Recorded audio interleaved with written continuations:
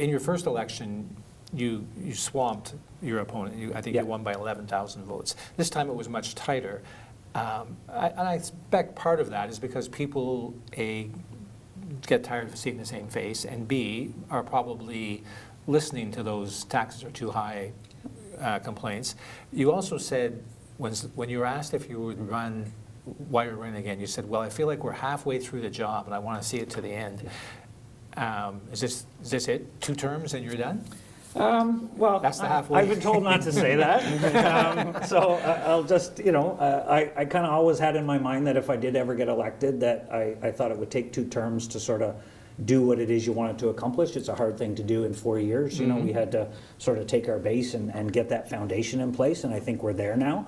So now we get to sort of build that on top of the strong foundation that I feel we have. So that's sort of where that 2-term thing came. I'm not the guy that wants to be mayor for the next 30 years and set some kind of a record. I have other things that I want to do.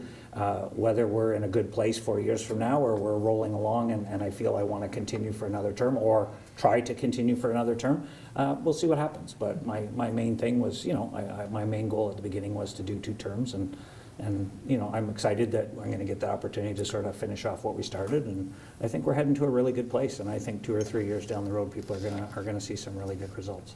Andy, I was in Lindsay in Kawartha Lakes back in June at an event that was to do with economic development, and your economic development team did a presentation on some of the initiatives that are going on there. And one of them, actually, and it's kind of unique for a single tier entity, is downtown revitalization. You've actually are doing downtown revitalization in a handful of communities, like Cobeconk, Omimi, Fenelon Falls, Lindsay, and I'll probably forget one. But tell us a bit about what's happening in Kawartha Lakes. The growth, obviously we're seeing Toronto getting closer, people moving out to this region. How are you guys dealing with that, and what are some of the areas that you're most concerned about or excited about when it comes to that? Yeah, the downtown revitalization and our CIP program is a big investment. Community improvement program is a big investment, like $1 million we've got into low interest loans for people who want to improve their downtown.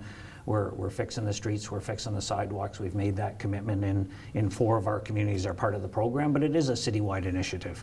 And our residents told us many years ago that our downtowns were our hubs. They were important. They were our centers of our different communities. We're not just a city. We're made up of different communities. So that's an important concept.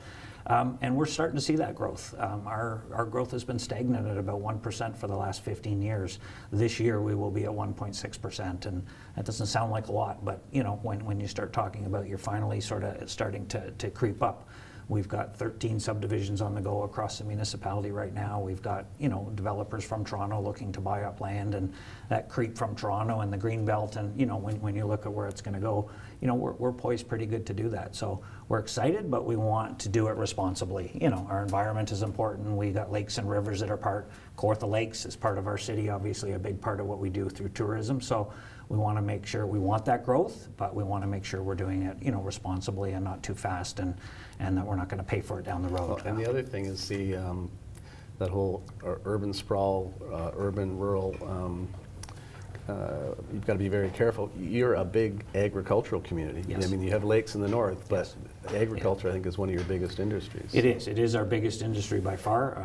It's a huge part of what we do, and yes, we want to grow, and we have a lot of serviced area within our urban centers. So with our secondary plans, it's we've been told by the province, and we agree that's what we need to develop first within those boundaries, and not creep out until we're at full capacity. Once that farmland's gone, as you know, it's not coming back. So big part of what we do. Yeah.